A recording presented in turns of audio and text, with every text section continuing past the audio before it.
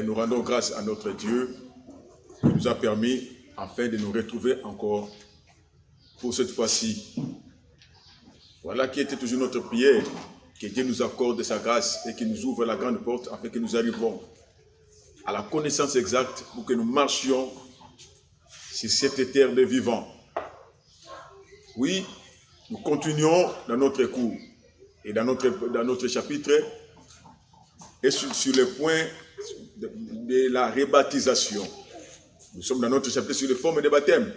On a parlé sur le baptême par aspersion, le baptême par fusion, le baptême par immersion, la rebaptisation, la débaptisation, et le baptême civil. Et nous sommes sur la rebaptisation. Nous avons parlé sur des questions que nous sommes posées chaque fois, des questions que nous recevons des hommes et des enfants de Dieu. Concernant la récit, il peut avoir la rebaptisation. Un homme, quelqu'un qui est baptisé, il peut être encore rebaptisé. Nous avons essayé de lire le texte de Actes chapitre 19, versets 1 à 6. Si on peut encore les relire encore aujourd'hui, la Bible nous dit dans Actes chapitre 19, verset 1. Pendant que Apollos était à Corinthe, Paul, après avoir parcouru les hautes provinces de l'Asie, arriva à Éphèse, ayant rencontré quelques disciples. Il leur dit, avez-vous reçu le Saint-Esprit? Ça, c'est la question de Paul. Il n'a pas commencé, avez-vous entendu parler? Il a dit, avez-vous reçu le Saint-Esprit? Quand vous avez crié, il lui répondit, nous n'avons pas même entendu dire qu'il y ait un Saint-Esprit. Il dit, de quel baptême avez-vous donc reçu? Avez-vous donc été baptisé? Et il répondit, du baptême de Jean. Paul poursuivit. Alors Paul dit, Jean a baptisé du baptême de la repentance, disant au peuple de croire en celui qui venait après lui, c'est-à-dire en Jésus. Sur ces paroles, ça c'est la suite du texte, sur ces paroles, ils furent baptisés au nom du Seigneur Jésus. Waouh! Vous comprenez? La Bible n'a pas dit ils furent rebaptisés. Ces gens-là avaient reçu le baptême d'immersion, le baptême de Jean. Mais lorsque Paul a posé la question, s'ils avaient reçu le Saint-Esprit, ils ont dit non, pas même entendu parler. Après cela, après ces paroles, les paroles de Paul, ils furent baptisés, pas rebaptisés. La fois dernière, j'essayais de parler d'une expérience d'un frère qui chantait à Dieu, qui a même un groupe d'adoration, il chantait à Dieu. Il a reçu le premier baptême, le baptême des catholiques romains, de l'effusion. Il a reçu le baptême d'une communauté chrétienne, protestante, d'immersion. Il a reçu encore un autre baptême. Chez nous, en RDC, on appelle des groupes des apostolos, des apôtres. Mais lorsqu'il a entendu qu'on est en train de parler sur le baptême, des nécessités, il est venu me poser la question. Il dit, pasteur, de tout ce que vous avez parlé là, est-ce que c'est vrai? Je dis, oui, c'est vrai. Il dit, je vois que je n'avais pas reçu le baptême. Depuis que toi, tu es chrétien, oui, tu es chrétien. Mais comment tu n'as pas reçu le baptême? Il a commencé à relater les baptêmes qu'il a passés. Les baptêmes d'immersion. Il dit, je vais maintenant recevoir le baptême. Et lorsqu'il a reçu le baptême, c'est alors il s'est vu. Il a vu lui-même les mois qui étaient lui en train de couler dans l'eau. Ça, c'est son témoignage. Et il a commencé à rire. Lui-même, il dit, depuis le jour-là, qu'il a changé sa vie. Même son humeur était changée. Il a commencé à rire. Mais il chantait bien. Mais quand vous voyez le frère, comment il s'est comporté, c'était bizarre. Vous voyez, j'ai encore un papa. Il avait reçu le baptême, toujours d'immersion, quand il était encore jeune. Mais le papa a entendu, il est venu me voir, il dit, parce que je vais recevoir le baptême. Ah. Depuis que tu es arrivé à cet âge, tu n'as pas encore reçu le baptême. Il dit, j'ai reçu le baptême, mais je vois comme si, ce que je suis en train d'attendre ici parler de baptême, c'est que je n'avais pas compris. C'est alors que nous parlons ceci. C'est cette notion de baptême. Chers frères, chers étudiants, les hommes de Dieu. Quand quelqu'un a reçu le baptême, sans comprendre, c'est une règle. Et celui qui veut le recevoir sans comprendre, il veut faire encore quelque chose dans le rêve. Et celui qui refuse de le recevoir, il demeure encore dans le rêve. Pourquoi? Toute chose qu'on fait à la contre de la parole, c'est un péché. C'est une désobéissance à l'ordre de l'Éternel. Vous comprenez? Et le papa est venu dire, je vais recevoir le baptême. Quand on est allé dans l'eau, parlons de l'eau. Pour le baptême, dans le baptême, on nous parle de l'eau. La personne doit être immergée. Pas de l'eau. Le baptême n'est pas l'eau qui coule. Le baptême c'est l'eau. Il faut que la personne soit immergée. C'est ça le mot, mais l'essence, c'est même originaire du mot. Quand il a reçu le baptême, le papa, quand il est sorti de l'eau, vous comprenez, c'est ça même la nouvelle vie. Il souffrait de maladies des oreilles. Il n'entendait plus bien. Et le papa a dit, dès qu'il est sorti de l'eau, il a senti un bruit dans ses oreilles. Donc il fut guéri des maladies qui le tourmentaient. Est-ce qu'il était rebaptisé? Avec les textes? Non. Il était baptisé. C'est la conscience. C'est l'obéissance à ce qui est vrai. Vous comprenez? C'est alors que vous trouvez, c'est la notion de baptême ici. Il y a des discussions, des débats, ça dépend de la doctrine. De tout ce qui est hors de la vérité, de la parole inspirée. Bien aimé, je vous dis, c'est de l'erreur, purement une erreur grave.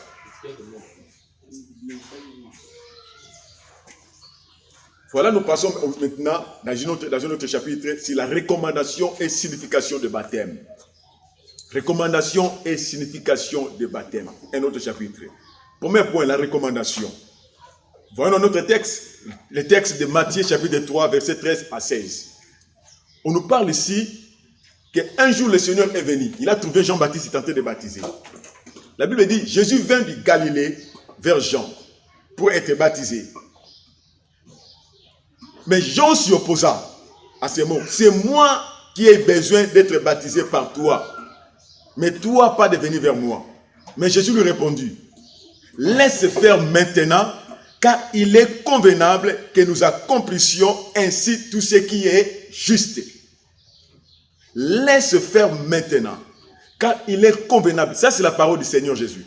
Car il est convenable que nous accomplissions ainsi tout ce qui est juste. Tout ce qui est juste. Pourquoi tout ce qui est juste? C'est ce qui est de la grâce merveilleuse qui fait des seigneurs associés aux pécheurs répentants qui acceptent de mourir avec lui afin de ressusciter avec lui pour une nouvelle vie. C'est cette grâce-là, ce qui est juste. La grâce merveilleuse qui fait associer les seigneurs aux pécheurs répentants qui acceptent de mourir avec Jésus afin de ressusciter avec lui pour une nouvelle vie. Ce qui est juste. Vous comprenez? Et quand nous voyons maintenant l'apôtre Paul et l'apôtre Pierre et Jean dans Jean 3, on nous montre maintenant l'histoire de notre papa Nicodème, le docteur de la loi. Il est venu vers Jésus. Mais avant même d'entrer cela, vous allez comprendre que le Seigneur Jésus lui-même, il a envoyé aux disciples. Qu'est-ce qu'il les a envoyés? Il les a recommandés de faire quelque chose qui est juste. Voyons dans Marc chapitre 16. Il dit ceci. Jean 16, 15 à 16. Allez par tout le monde et prêchez la bonne nouvelle à toute la création. Celui qui croira et qui sera baptisé sera sauvé. Mais celui qui ne croira pas sera condamné. Point. C'est la parole du Seigneur. Il les a recommandés de le faire. Allez par tout le monde, prêchez la bonne nouvelle à toute la création. Celui qui croira, qui sera baptisé, sera sauvé. Posons-nous la question.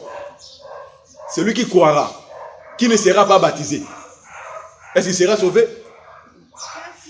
Il dit celui qui croira, qui sera baptisé, c'est alors qu'il sera sauvé. C'est quand quelqu'un refuse le baptême, il dit je crois. Il a cru à quoi? C'est que quand tu crois, c'est que tu seras baptisé. Si tu ne crois pas, c'est que tu ne seras pas baptisé.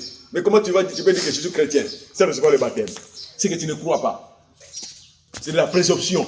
Tu ne crois à rien. Tu te trompes toi-même. C'est que l'enfer est pour toi.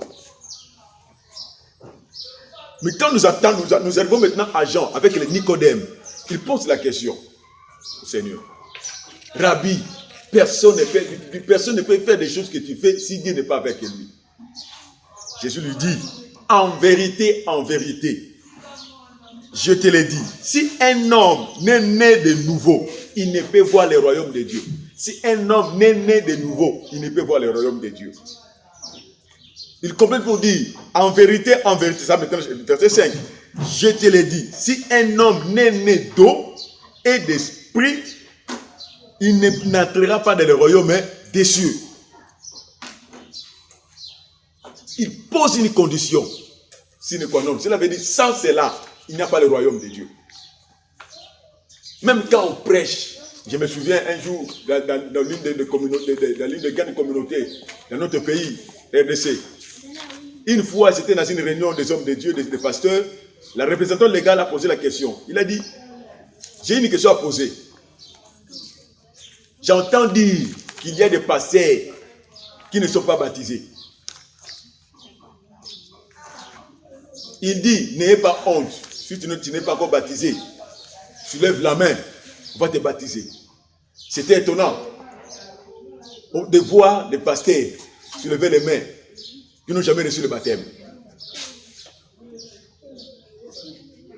Vous comprenez? Des pasteurs qui n'ont jamais reçu le baptême. Il y a même des communautés qui se disent chrétiennes, qui refusent même le baptême. Il n'y a plus le problème de baptême. Jésus avait tout accompli pour nous.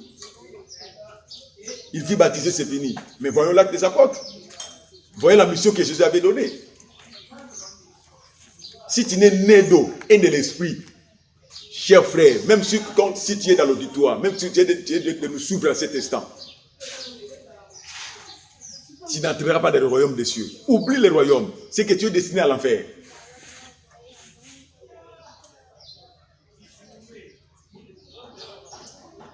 Vous comprenez?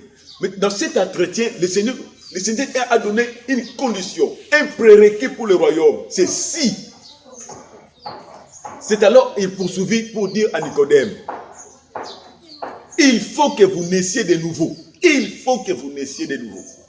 Il faut que vous naissiez de nouveau. C'est que si tu avais même réussi, là nous entrons dans la rebaptisation, si tu avais reçu le baptême, ça comprendre, il faut que vous naissiez de nouveau.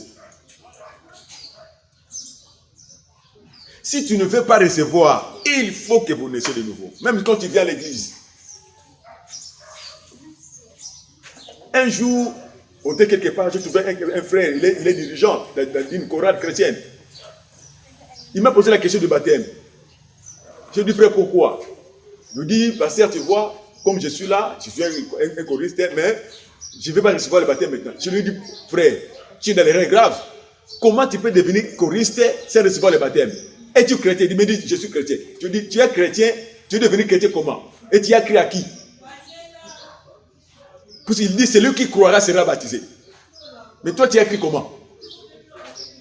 Tu as écrit une partie pour refuser une autre partie. Il n'y a pas de... Laisse-moi vous dire, chers frères étudiants, il n'y a pas de demi-vérité. La vérité reste la vérité.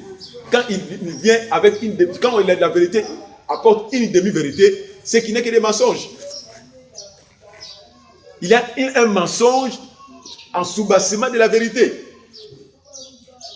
Comment tu peux devenir chrétien, un choriste, sans être baptisé? Vous trouvez, nous avons des communautés, nous avons des frères et sœurs à qui nous nous rassemblons avec eux, mais destinés à l'enfer. D'autres prêchent, d'autres chantent, d'autres œuvres dans l'œuvre du Seigneur, sans que le Seigneur le connaisse. C'est alors que vous allez comprendre la parole que le Seigneur a dit. Au dernier jour, ceux qui m'appelleront Seigneur, Seigneur, je leur dirai, je ne vous connais pas. On a fait ceci à ton nom, on a fait ceci à ton nom. Je ne vous connais pas. C'est une condition. Sans cela, il n'y a pas de royaume de Dieu. C'est que tu n'es pas destiné au paradis.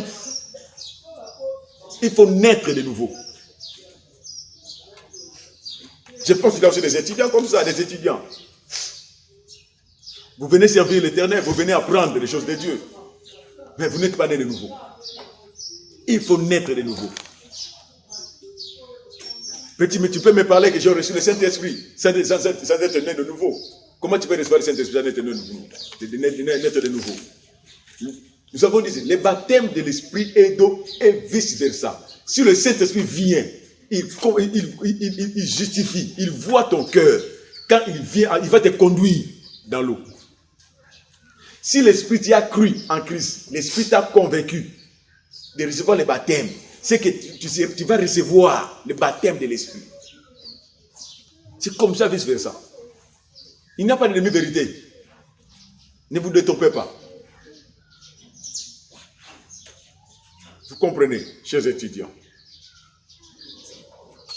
C'est alors nous sommes appelés à comprendre. Laissez-moi, je vais parler un peu quelques nuances ici. Sur le baptême et la nouvelle naissance. Vous pouvez même laisser vos stylos. Suivez-moi. Le baptême, je vais parler de quelques nuances. Enlever quelques nuances. De prélever. Baptême et la nouvelle naissance. Quand nous arriverons à comprendre qu'est-ce qu'est un baptême et la nouvelle naissance, nous allons marcher dans la vérité. Il n'y aura pas de problème, de difficultés, de débats sur le baptême. Moi, je n'aime pas de débats. Quand on dit des débats chrétiens, non. De partage, là on peut partager. Le baptême, c'est quand quelqu'un vient et accepte d'être plongé dans l'eau.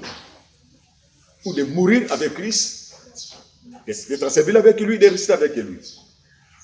Ça, c'est le baptême chrétien.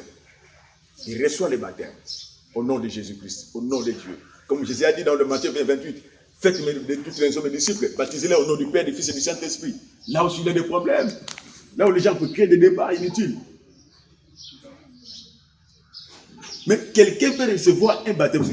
C'est alors que nous allons retomber encore dans les... Est-ce qu'il peut avoir la rebaptisation? Quelqu'un a reçu le baptême, mais il n'est pas né de nouveau. Il est allé se plonger, se laver dans l'eau. Pour ce baptême, c'est plonger. Comme quelqu'un est allé dans la piscine, dans le pique-nique. Il plonge dans l'eau. Cela veut dire, en grec, on dira, il s'est fait baptiser, mais non pour la nouvelle naissance. Vous comprenez? Non pour la nouvelle. Il s'est baptisé, il s'est lavé, à se baptiser encore de plusieurs fois. Mais quand il sort de l'eau, il reste la même personne. Ça naître de nouveau. Qu'est-ce qui est naître de nouveau? Vous pouvez noter. Naître de nouveau, ou la nouvelle naissance, consiste à naître d'eau et d'esprit. Naître d'eau et d'esprit. Cela veut dire, la personne subit une opération divine de Dieu. Une opération divine par laquelle il est engendré par le Père Céleste dans l'eau de baptême, d'immersion par l'Esprit Saint. Donc la personne reçoit une opération divine du Père Céleste dans l'eau de baptême, dans l'eau d'immersion par le Saint-Esprit. C'est là où Jésus a dit à Nicodème, ce qui est né de la chair est chair. Ce qui est né de l'esprit est esprit. C'est quand quelqu'un est né de l'esprit, il sort 100% homme, 100% esprit et 100% juste pour une nouvelle vie. Est-il né de nouveau? C'est ça la nouvelle, de nouveau, la nouvelle naissance. Naître d'eau et de l'esprit. Il faut subir une opération du Père. par l'Esprit Saint en Christ et Jésus. C'est à naître de nouveau. Si tu n'as pas réussi cette opération, là vous trouvez quelqu'un qui a reçu le baptême, après le baptême, des scandales. Les gens s'étonnent pour dire, mais avant qu'il reçoive le baptême, il s'est comporté bien. Mais après qu'il est sorti, il est devenu plus pire que mauvais. Soit vous n'avez pas compris. Que quand on comprend, après avoir passé, reçu son baptême d'immersion, quand vous sautez, vous avez besoin de l'Esprit. Il faut être baptisé de Saint-Esprit. C'est celui qui va vous conduire, comme la Bible dit, après le baptême de Jésus-Christ, l'Esprit rempli du Saint-Esprit et l'Esprit lui conduit. Le diable sait. Vous allez voir ça dans le support ici. Le diable sait. Quand quelqu'un est ignorant, c'est là où je dis les regrets de l'Éternel, notre Père. Il dit, mon peuple périt parce qu'il manque la connaissance. Il dit, il ne manque pas de prière. Il ne manque pas d'aller à l'église. Il ne manque pas d'aller à la montagne. Il manque de la connaissance. Quelle est la connaissance? La connaissance exacte. Comme dit le livre de Luc. De la connaissance exacte du Père et de son Fils Jésus-Christ et du Saint-Esprit. Il périt. Le diable joue avec cela, de l'ignorance. Il continue à jouer avec les gens. Il te laisse aller à l'église, mais sans comprendre. Tu fais quoi? Je ne sais pas. Comment quelqu'un peut devenir pasteur sans recevoir le baptême? Mais s'il n'a pas reçu le baptême, comment il sera né de nouveau? Un problème. Vous comprenez?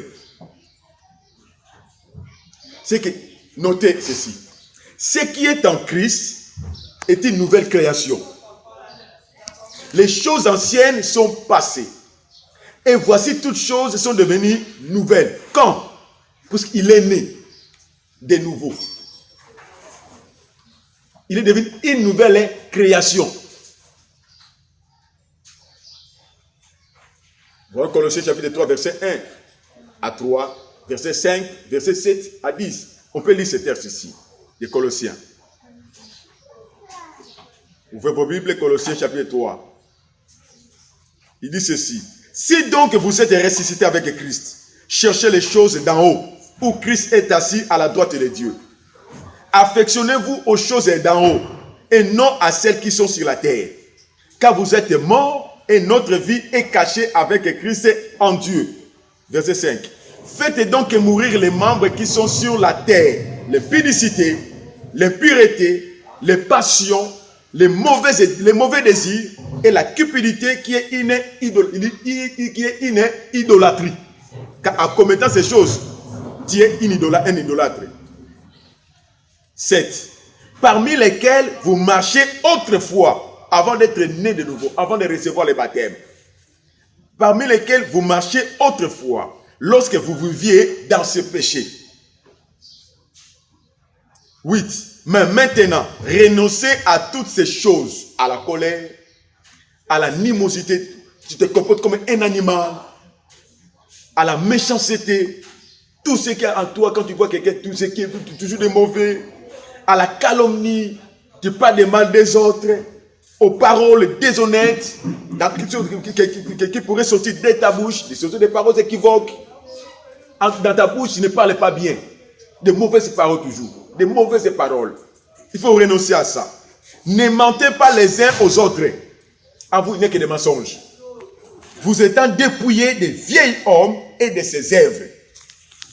10. En ayant revêtu l'homme nouveau qui se renouvelle dans la connaissance selon l'image de celui qui l'a créé. C'est là où la Bible dit tel il est, tel nous sommes. À l'image de celui qui nous a créés. Esprit juste. Il n'y a pas de fraude. Vérité. Voilà, chers étudiants. Dans cette condition, l'Esprit parle en vous. Écrivez. L'Esprit parle encore aujourd'hui à tous. Je suis votre humble serviteur, le pasteur Sami Boussam, le visionnaire de la communauté Rehoboth Ministries Church. Bien-aimés, partout où vous êtes dans le monde, je vous prie de s'abonner massivement dans nos pages réseaux sociaux ci-après, Facebook, RMC TV 1, sur YouTube, RMC TV 2, et aussi dans notre page web www.rehoboth-ministries-church.org. Que Dieu vous bénisse.